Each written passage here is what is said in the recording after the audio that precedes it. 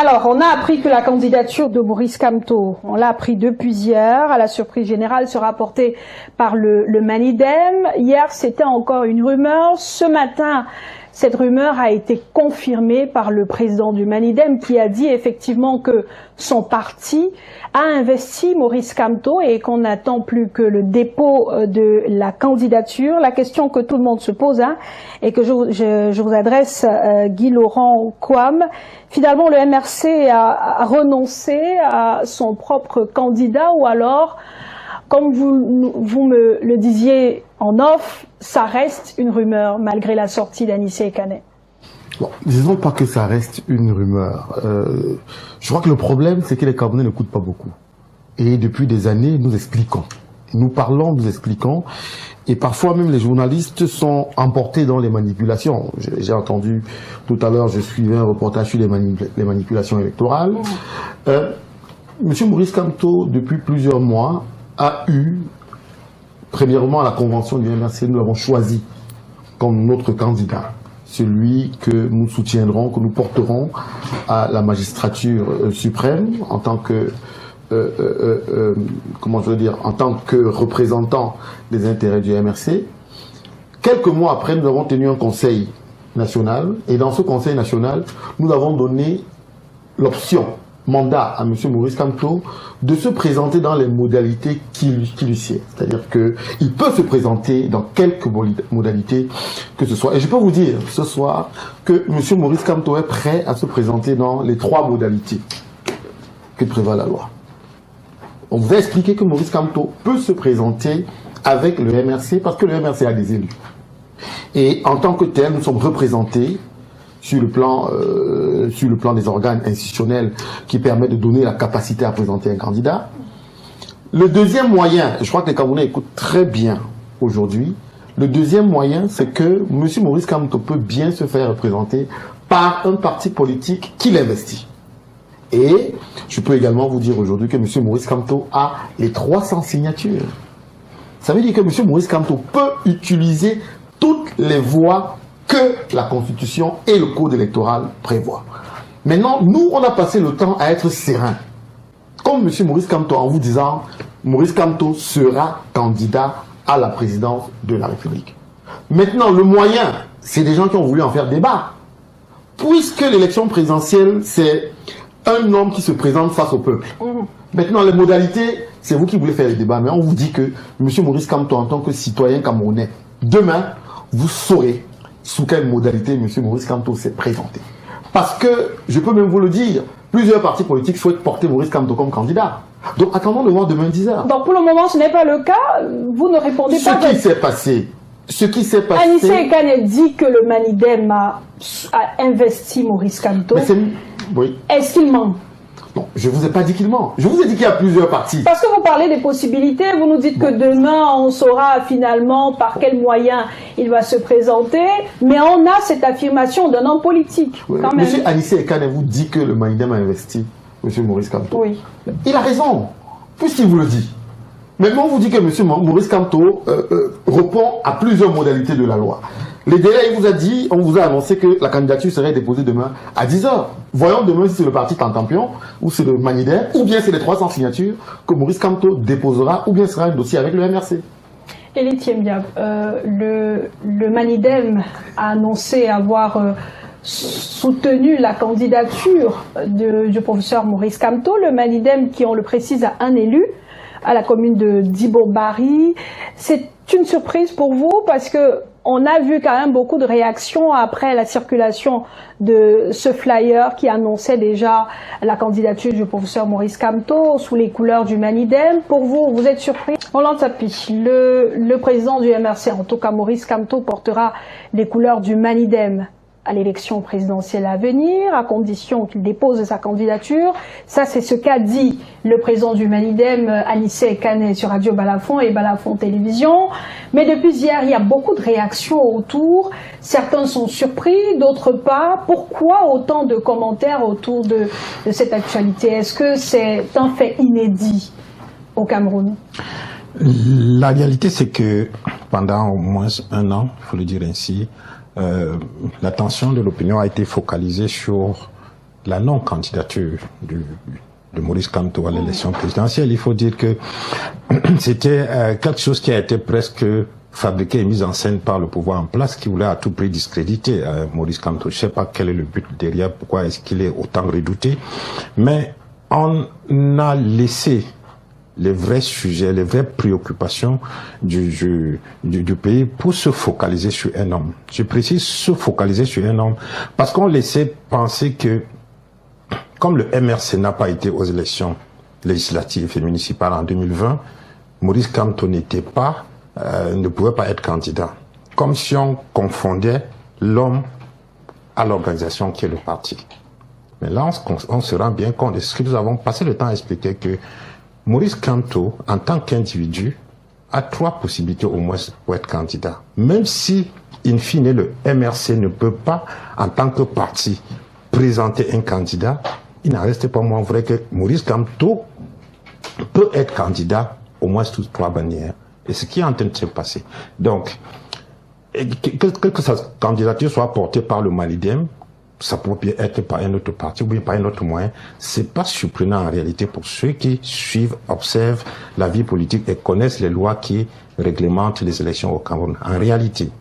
Donc, le fait qu'aujourd'hui, l'idée qu'il soit porté par le Malidem est celle qui est là présente, coupe court au débat. De toute façon, au moins aujourd'hui, on sait que Maurice Kamto peut être candidat à l'élection présidentielle, contrairement à l'idée qui a circulé pendant longtemps avec le débat sur le mandat impératif, nul ou pas nul. Voilà la réalité aujourd'hui. Donc, la question aujourd'hui, pourquoi est-ce qu'on a focalisé l'attention de l'opinion sur un seul individu?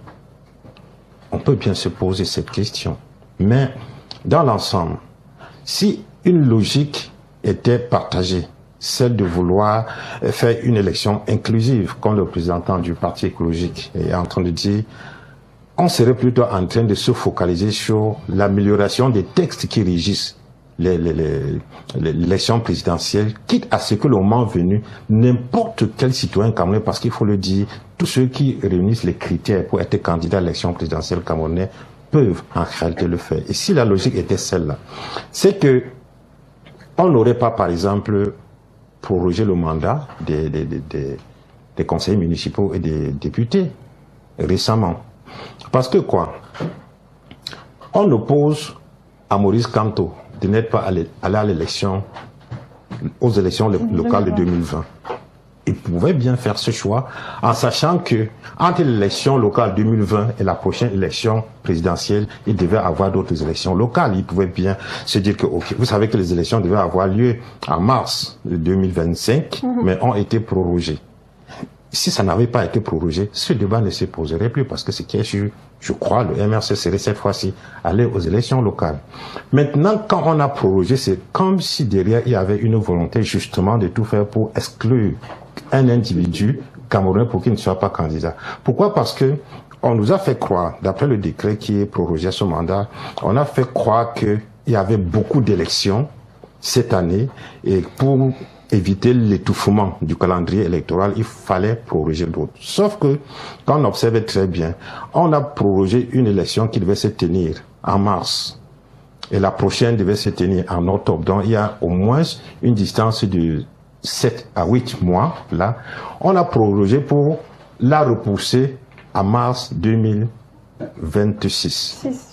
Vous voyez, qu'entre mars 2026 et octobre 2025, le temps est plus court que celui celui de départ. Celui de départ qu'on a avancé comme étant un temps qui ne permettait pas d'organiser les élections sereinement. Il y a là un problème. Donc, si au départ, effectivement, il était question que on permette à tout le monde d'être candidat de manière sereine, on aurait pu laisser les élections avoir lieu en mars 2020, que le débat ne se poserait pas aujourd'hui. Donc, si aujourd'hui, Maurice Kamto, qui, comme on le dit, comme on le sait, est quand même un féru du droit, a toujours été serein en disant partout où il allait qu'il va être candidat à l'élection présidentielle, c'est sûr qu'il avait bien, je veux dire, ses plans dans la poche. Et c'est l'un de ces plans qu'il est en train de sortir. Ça surprend, c'est parce que on s'attendait pas à ce que finalement il parte chercher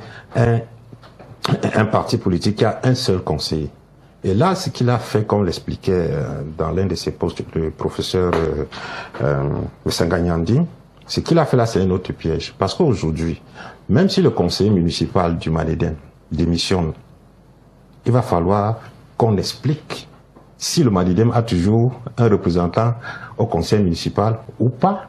Et si on dit que le Manéden n'en a plus, on va expliquer pourquoi est-ce que on ne pense pas que le MRC en a déjà, puisqu'il y a beaucoup d'autres qui ont démissionné pour être dans son parti. Donc il y a beaucoup de choses qu'on va falloir régler là-dedans.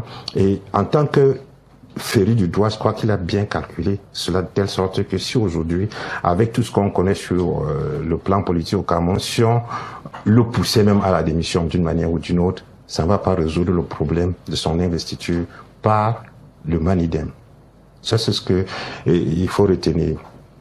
Autre chose là maintenant, c'est que si il dépose sa candidature demain, le représentant du MRC est en train de dire qu'il faut attendre, parce qu'on ne sait pas encore sous quelle bannière il va se présenter. De manière ultime, il faudrait qu'on attende tout simplement que les instances en charge de la gestion des candidatures et autres se prononcent. Je suis un peu embêté que le ministre de l'administration territoriale soit toujours en train de s'ériger en juge qui tranche, qui va être président ici, là, qui va être candidat ou pas. C'est pas lui, c'est pas son rôle. Il y a Elekan à qui cette mission a été dédiée complètement. Lui n'a pas qualité pour dire tel sera candidat ou tel va faire comme ça pour être candidat ou pas. Parce que si on doit regarder dans le fond, même la candidature de leur champion, le président Biya, peut être contestée. Et les camps peuvent leur rappeler que non. Cette candidature-ci, vous êtes supposé, je sais pas quoi, avoir fait un congrès, il y a une plainte d'un des militants qui est en instance aujourd'hui. Oui. Si jamais la justice se réveillait et disait que, en réalité, qu'est-ce qui se passe ici? Je suis sûr que la candidature du président Paul Biya aurait un problème. Ça, c'est ce qui devrait être fait dans la norme. Est-ce que ce sera le cas? On attend. On observe. Si on explore la troisième possibilité, celle qui est répandue en ce moment, Guy Laurent Kwame, la possibilité pour Maurice Kamto d'être investi par un autre parti politique, il sera obligé, conformément à la loi, de démissionner du MRC pour être pleinement investi par l'autre parti politique et porter ses couleurs le moment venu. La question que tout le monde se pose en ce moment, même si on n'a pas encore la position du professeur Maurice Kamto, si tel est le cas, est-ce que le président du MRC va renoncer à son parti pour s'engager dans un autre? Déjà, le parti n'est pas un talisman. Nous sommes dans une élection présidentielle et beaucoup de gens se trompent. Parce que aujourd'hui, dans la réalité qui est la nôtre, de tous les Camerounais qui, du nord au sud, de l'est à l'ouest, soutiennent Maurice Kamto, nous ne parlons plus du MRC. Nous parlons de l'APC. Nous avons changé de réalité depuis, mais je crois que le régime fait tout pour, et les journalistes suivent cette voie-là, pour vous amener sur de fausses pistes. Aujourd'hui, il y a une coalition forte qui soutient la candidature de Maurice Kamto. Est-ce que vous connaissez tous ceux qui composent cette coalition? Non.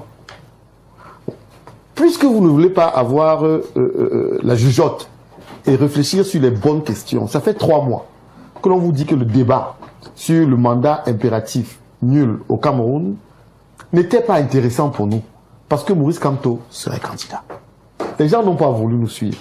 Nous, on a dit aux Camerounais, M. Maurice Kamto lui-même a dit, ne vous inquiétez pas pour ma candidature. Allez vous inscrire sur les listes électorales, au moment venu, voter et protéger votre vote. Maintenant, on nous reproche d'avoir entretenu ce débat. On ne l'a jamais entretenu. Je suis venu sur ce plateau vous dire plusieurs fois, madame, mais que M. Maurice Kamto sera candidat. Et nous ne parlons que projet aux Camerounais. Et aucune distraction ne viendra se poser entre nous et la présidence de la République. Nous continuons à dire aux Camerounais, Monsieur Maurice Kamto sera candidat, préparez-vous à aller voter. Maintenant, vous allez encore dans des questions subsidiaires. Est-ce que Maurice Kamto va démissionner? Bon, quand il démissionne, ça vous fait quoi? S'il démissionne du MRC, il n'est plus candidat de l'APC. vous les journalistes, amusez les Camerounais. Mais ça c'est... Posez-moi la question. La démission, c'est puisqu'il est investi par le Manidem. Là, on ne parle plus d'APC. Donc l'intérêt... Et on a vu tout à l'heure la communication du Manidem. On va demander à la régie de la remettre. Le communiqué de presse du Manidem qui confirme encore cela et qui annonce un point de presse pour le 19, samedi. Il y aura un point de presse samedi avec Maurice Kamto, Anissé Ekane et beaucoup d'autres acteurs politiques. Bon, ne disons pas dans les boules. Maintenant, pourquoi se réunir? Pourquoi participer donc au point de presse avec le Manidem si finalement... Mais ça veut dire que le Manidem fait partie de l'APC. Oui. On parle de la coalition que vous ramenez au MRC. On vous dit qu'on a une coalition qui a plus d'une vingtaine de partis politiques. On vous dit qu'on a une coalition qui a des associations, des organisations de la société civile. Posez-vous la question, celle de savoir pourquoi est-ce que cette coalition est autant forte et quel projet cette coalition présente aux Camerounais.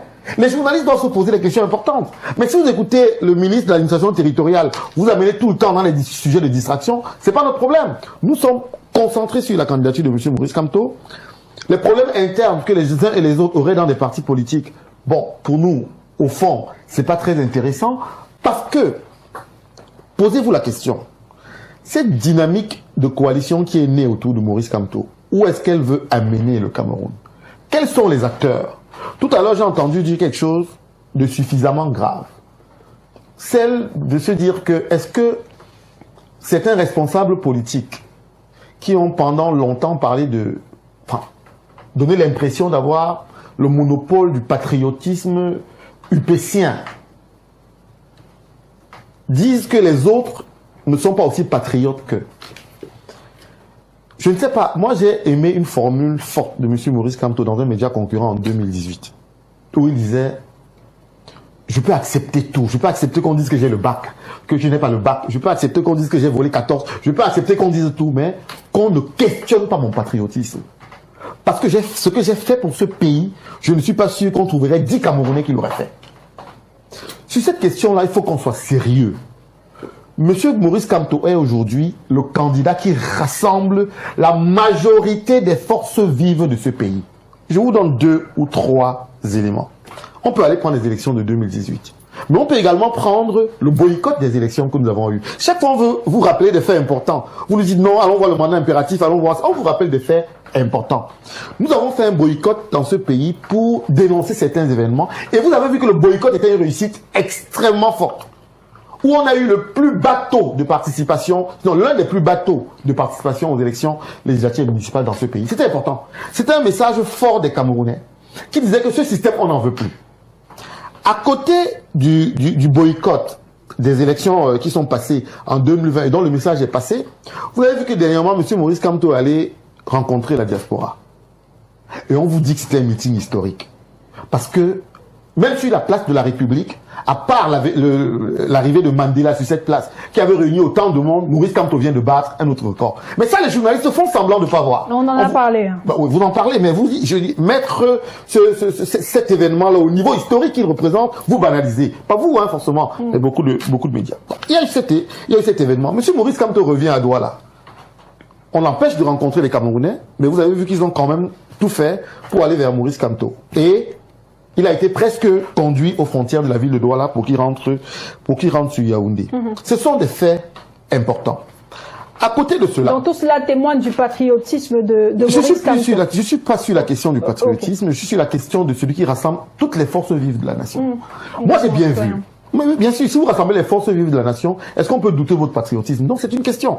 Bon, Monsieur Maurice Kamto aujourd'hui, alors que celui-même qui est président de la République peine à avoir des appels, Monsieur Maurice Kamto a des appels de tout le territoire national. Donc là, je vous ai parlé de ce qu'il a fait pour ce pays. Vous savez, je vous parle de la diaspora qui sont des Camerounais à l'extérieur. Je vous parle des Camerounais de l'intérieur. Et je vous parle même des Camerounais dans les différentes régions. Les appels ont été vus. C'est sur les réseaux sociaux. Et nous avons vu ce matin d'ailleurs, avec la candidature de 2 ministres qui viennent du Septentrion, j'ai lu un post où des Camerounais du Septentrion disaient « Puisque vous n'arrivez pas à nous montrer la voie, nous, du Septentrion, eh bien, nous avons choisi Maurice Kamto. » Donc, je crois que vous n'êtes pas encore au bout de vos surprises. Bon, mais ceux qui ont écrit le poste ne représentent pas la majorité des Camerounais du Septentrion. De toutes les manières, c'est une voix. Et il faut compter avec ces voix-là. Et quand vous avez une opinion, Quand on parle d'opinion, il faut bien compter avec l'opinion. Quand vous avez une opinion, cela voudrait dire que beaucoup de gens pensent ainsi. Ce que je veux dire, c'est que la légitimité de la candidature de Maurice Kamto est remarquable et acceptée de tous. Et ne souffre de rien, selon absolument pas. Vous allez chuter. Maintenant, j'ai bien aimé la sortie de notre frère du parti écologiste, Eric, du parti écologiste, qui vous dit que on a besoin dans ce pays d'élections inclusives. C'est-à-dire que toutes les manœuvres qui visent à exclure, je ne sais pas comment, votre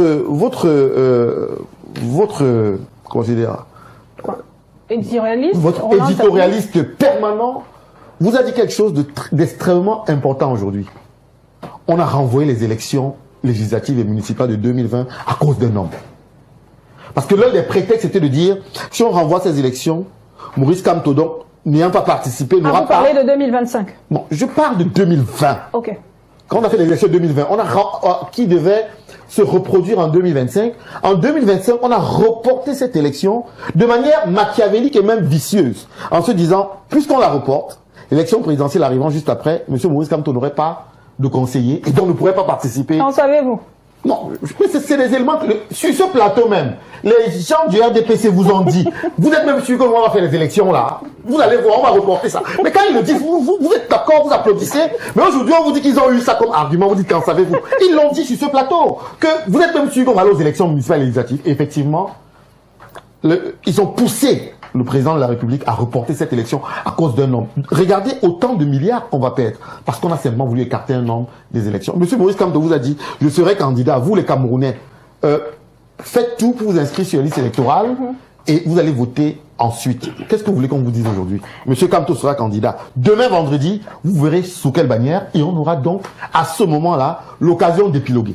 C'est compris. Est-ce qu'on doit tout de même, Élie Tiembiab, s'interroger du choix? C'est vrai que demain, on aura la confirmation. Aujourd'hui, on est sûr au moins à 50%. Si on considère la sortie du président du Manidem, que Maurice Kamto va porter les couleurs de ce parti politique-là. On se souvient quand même de la sortie d'Anissé Ekane, qui disait que sur le plan idéologique, le Manidem et le MRC ne se rapprochent pas du tout. Comment aujourd'hui, il compte marcher main dans la main, même si aujourd'hui on ne parle pas de mariage entre le Manidem et le MRC, mais de mariage entre le Manidem et Maurice Kamto. Je vais revenir dans l'expression de 50-50 qu'on a eu. Bon, non, pour être sérieux, je vais dire, il est inexplicable aujourd'hui de dire une chose et se dédire après.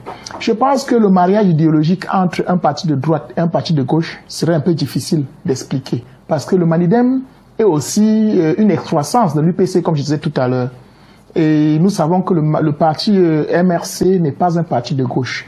Donc, il va être difficile. Moi, je crois que peut-être c'est une alliance de circonstances et c'est juste pour l'élection présidentielle. Et après, forcément, ayant écouté plusieurs fois, à plusieurs reprises, le président du Manidem, du moins le président qui est là aujourd'hui, le camarade Anissé Ekane, nous savons sa position par rapport, par exemple, au panafricanisme, par rapport à beaucoup de points qui sont divergents avec l'idéologie qu'on écoute aussi de l'autre côté du grand professeur Maurice Kamto. Pour moi, idéologiquement, ils sont incompatibles. Mais pour la question de l'élection, ils se sont accordés. Parce qu'il y a un adage qui dit souvent que lorsqu'on a un éléphant en brousse, même les ennemis peuvent s'accorder. Bon, moi, je pense qu'ils pouvaient s'accorder pour essayer d'aller dans le sens de vaincre forcément peut-être le RDPC. Mais moi, ça me fait un peu mal qu'aujourd'hui sur le plateau, on n'est pas un représentant du RDPC qui pouvait peut-être mieux se défendre. Moi, je crois que quelque part, il n'y a rien qui peut allier le RDPC, le MRC au Manidem. Ayant eu la même culture, parce que lui, il est une excroissance de l'UPC, tout comme l'Union des peuples solidaires aussi une excroissance de l'UPC. Donc, la façon que l'UPC est gérée, la façon où l'idéologie est utilisée dans nos gènes, ça ne cadre pas. Donc, moi, je crois sincèrement que avec le temps, peut-être, avant, si le ministre de l'administration territoriale ne tranche peut-être pas où est le camp ou le conseil constitutionnel, forcément, à un niveau, je crois que il y aura un petit divorce. Parce que ça n'est pas un divorce parce qu'ils ne sont pas entendus. Ou peut-être il y a autre chose qui les lie. Parce que vous savez qu'au Cameroun, comme je disais tout à l'heure, si on vous explique vraiment les choses et vous comprenez, forcément, il y a un détail que vous n'avez pas maîtrisé. Guy Laurent Kwambou, vous vouliez réagir tout à l'heure sur lorsque Et Elie parlait du patriotisme du professeur Kamto. Non, non, pas sur la question du patriotisme, mais plutôt sur l'incompatibilité entre le Manidem et le MRC. Et le MRC. Mais j'ai l'impression que M. Elie ne connaît pas le Manidem, ne connaît pas Maurice Kamto, ne connaît pas l'histoire de notre pays et ne connaît pas le MRC. Mais il nous donne l'occasion aujourd'hui d'en parler. Je vais commencer par le premier point, l'hymne de la Renaissance. C'est l'hymne du MRC, c'est-à-dire nous chantons cet hymne-là à chaque fois qu'on se réunit, comme un cri de ralliement. L'un des grands paragraphes que les Camerounais adorent aussi réciter dans cet hymne-là, c'est gloire à Mangabel, gloire à Robin Oumniobe, Wandie, Moumie, Mouna, Foncha, Afana, Paul Samba, lumière de la nation éclaire nos corps de lion. C'est le souffle de la Renaissance du Cameroun. Je ne sais pas si quand vous avez des militants qui chaque jour chantent ces héros de la nation, ces lumières de la nation, vous pouvez avoir l'impression d'avoir la priorité, comment je vais dire, d'avoir à vous seul la propriété de ces hommes qui sont rentrés dans le mémorial collectif des Camerounais. Non. Ayons raison garder, ayons l'humilité de comprendre qu'on n'est pas les seuls qui nous battons. Je vous rappelle un autre événement. Les élections de 92, je crois qu'en 92, quand M. Nidjan Fundi, quand on dit que M. Nidjan Fundi aurait gagné, il y avait également ces forces-là qui étaient réunies autour de la candidature de Nidjan Fundi. Il y avait quelques intellectuels qui portaient ce combat-là sur le plan intellectuel. Et donc qui construisaient l'idéologie. 3 ou 4. Et parmi ces hommes, il y avait Maurice Kamto.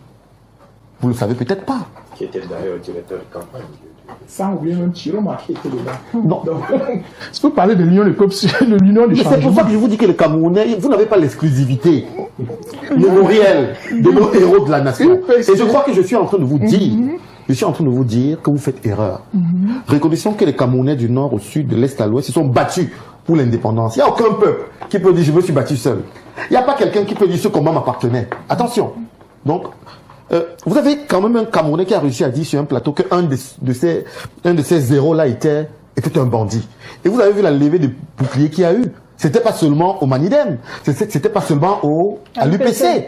L'ensemble des partis politiques s'est levé pour dire attention, parce que c'est un patrimoine commun de la mémoire camerounaise. Donc, ce type de discours, faisons attention, ça peut être très, très délicat.